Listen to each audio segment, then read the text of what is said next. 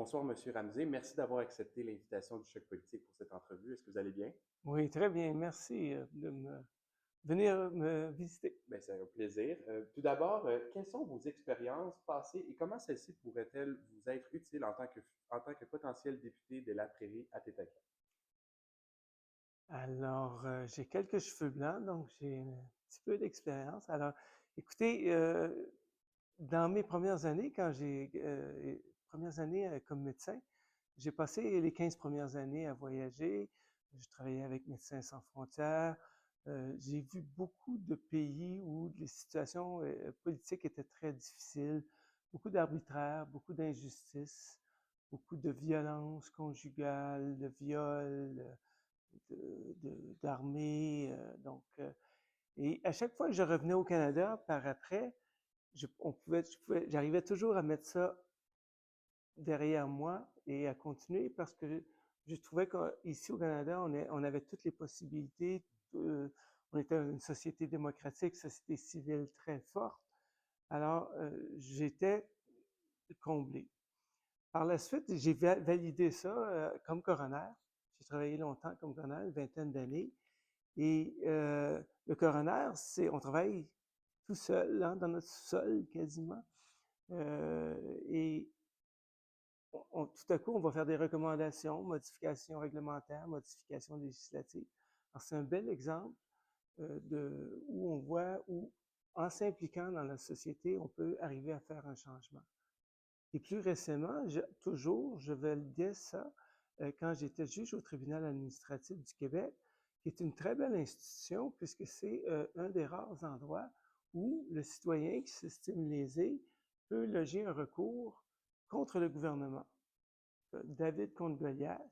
Et tous les jours, des juges, moi et mes collègues, on donnait raison à des citoyens.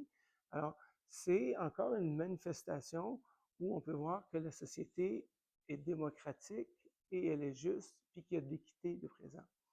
Sauf que récemment, dans les dernières années, euh, importé peut-être des États-Unis, mais aussi présent ici sur les réseaux sociaux, on voit de plus en plus de discours un peu excessifs qui incitent à la méfiance, où finalement on est en train de procéder à un effritement des institutions démocratiques. Alors c'est facile, si on n'est pas d'accord avec un jugement, de dire que la Cour suprême ça vaut rien. C'est juste une gang de juges nommés par un tel, et puis on recommence. Alors, mais en faisant ça, là, c'est dangereux là, quand on rentre sur ce terrain-là. Et moi, donc, écoutez, je dis toujours, je n'ai pas le monopole de l'intégrité, loin de là, mais ma petite contribution que je souhaitais faire sur le terrain où je trouvais qu'il était le plus en danger actuellement, c'était au niveau politique, au niveau de notre démocratie, de notre société. Et c'est pour ça donc que je fais le saut en politique aujourd'hui. Vous êtes allé plus rapidement que moi parce que c'est ça ma prochaine question. Comme on le sait, le climat actuel politique n'est pas toujours tentant et tendre envers les candidats et les futurs députés. On parle de polarisation, on parle aussi de beaucoup de violence verbale sur les réseaux sociaux. Fait que moi, vous en avez un peu parlé, mais peut-être approfondir de qu'est-ce qui vous a poussé cette année, en 2025, à vous dire, moi, je me présente aux élections fédérales, dans cette élection qui est, somme toute, assez importante pour beaucoup d'entre nous. Qu'est-ce qui vous a poussé à vous présenter? Alors, ben, comme je dis, la première raison, c'est effectivement qu'on est vraiment à un choix entre deux voies. Et c'est une élection peut-être un peu plus importante, plus cruciale. Tout le monde le sent dans la société.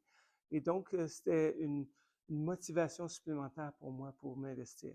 Après, ben, il y a aussi des conditions, comment je dirais, qui font en sorte qu'on est plus prêt à s'investir.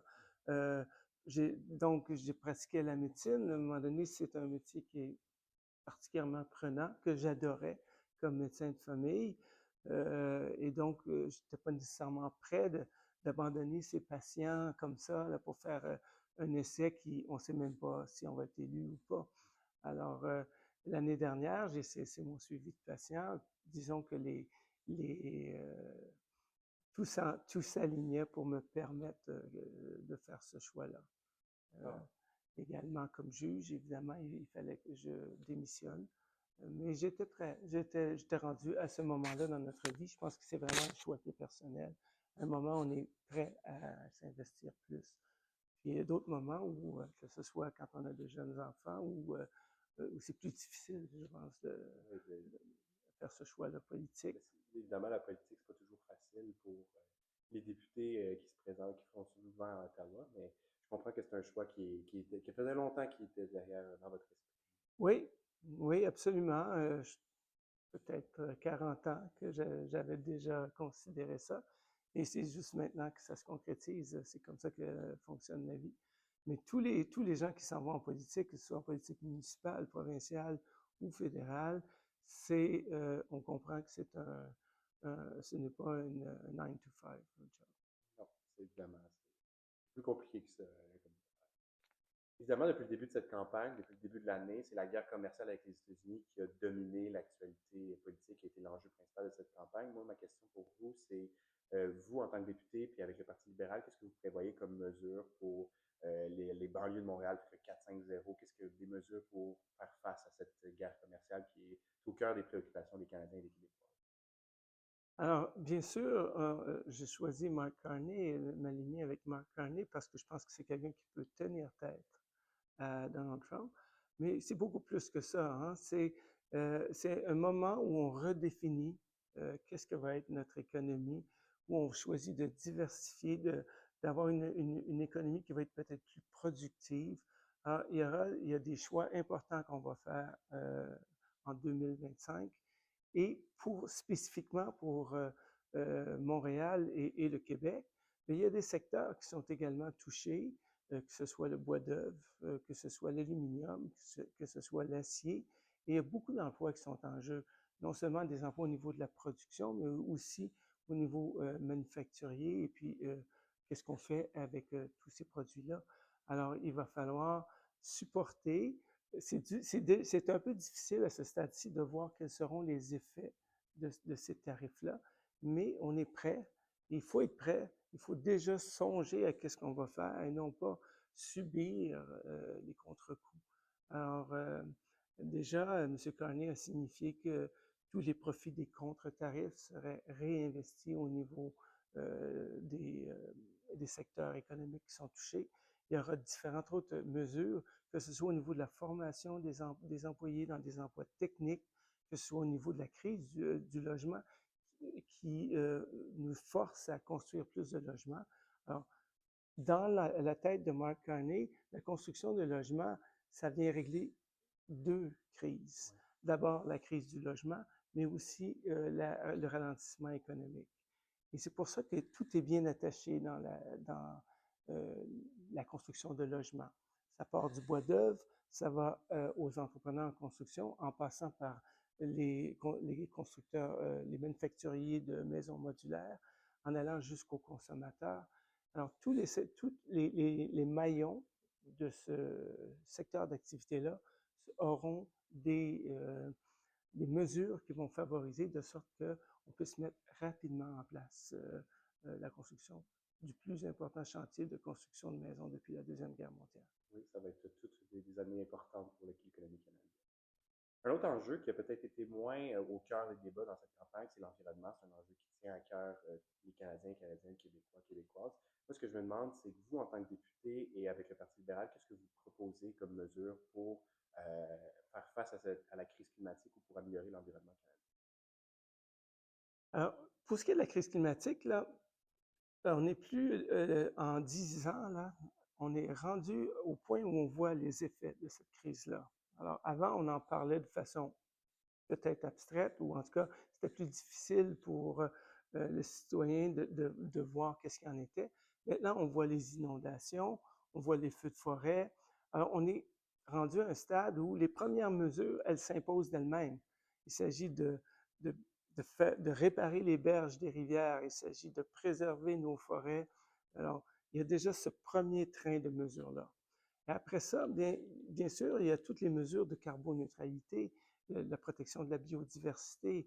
C'est sûr que c'est difficile d'aller de l'avant lorsqu'on voit comment nos voisins du Sud réagissent. Hein? On peut être porté à se dire, ben, qu'est-ce que ça donne? mais on n'a pas ce loisir-là, on n'a pas on ne peut pas attendre. Il faut vraiment aller être à l'avant et entraîner la réaction, puis travailler avec l'Europe. Il y a plusieurs États aux États-Unis plusieurs villes qui sont déjà à l'avant-garde. Alors, on a des partenaires pour travailler et il faut juste espérer pour le mieux pour le reste. Mais nous, on doit avancer dans la gestion des déchets, dans la protection de nos eaux.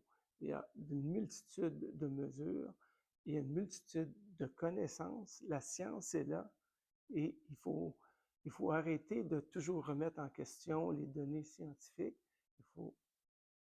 C'est une invention, quand on parlait d'érosion de la démocratie, on peut parler aussi d'érosion du savoir, parce que tout le monde aujourd'hui remet en question n'importe quoi. C'est tellement facile par juste un post de dire n'importe quoi. Là.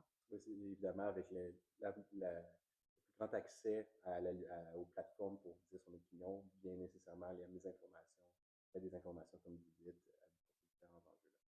Une autre question, vous avez été vous avez été membre de Médecins sans frontières, vous avez vu à l'international différentes crises, on en avait parlé plus tôt. Moi, ma question, c'est que plusieurs partis politiques proposent de réduire l'aide canadienne qu'on donne à l'international pour revenir rééquilibrer le budget. Vous, en tant que député, et est-ce que le Parti libéral adopterait la même approche ou est-ce qu'on doit continuer à épauler différents pays et différentes organismes à l'international? Poser la question, c'est y répondre. Bien sûr, bien sûr. Écoutez, $1 d'investi en aide humanitaire, c'est 20 que ça rapporte. Là. On pense juste à la catastrophe de USAID là, qui s'annonce. Là. On arrête soudainement de payer, pour parler de quelque chose que je connais bien, là. Donc on arrête de payer les médicaments pour le sida, donc pour le VIH plutôt. Alors, dans 4 ans, 5 ans, crise du sida, hein, on ne sera plus au VIH positif, on va être dans un syndrome d'immunodéficience acquis. Et de nos jours, le monde voyage, le monde traverse. Alors, les personnes vont rentrer à New York, à Los Angeles, à Montréal, à Toronto. C'est vraiment pas une solution intelligente, là. Quand on sait que pour quelques dollars, on peut tenir les gens qui sont VIH positifs à des niveaux zéro, donc où il n'y a pas de communication de maladie. Et quand on sait que le prix d'un traitement en Amérique du Nord, c'est 100 000 ce n'est même pas intelligent d'un point de vue économique. Nonobstant tout ce qu'on pourrait dire sur la compassion et la nécessité de sauver une vie, parce qu'on le sait, le VIH non traité, ça aboutit au décès. Alors, c'est totalement aberrant, ce genre de comportement-là. Et bien sûr que je ne supporte pas ça. Maintenant, pour une question pas nécessairement sur un enjeu politique, mais plus pour vous personnellement, moi j'aimerais savoir quelle figure politique vous a inspiré ou vous vous basez sur cette figure politique pour votre potentielle future carrière en tant que député. Écoutez, je pourrais en nommer de tous les horizons. Et je pense qu'au Québec, on est comme ça, on aime les gens qui sont intègres, les gens qu'on sent qui sont authentiques. René Lévesque, Pierre Trudeau, Jack Layton, sont tous des gens qui nous ont impressionnés. Barack Obama, où on sent là, que ce n'est pas juste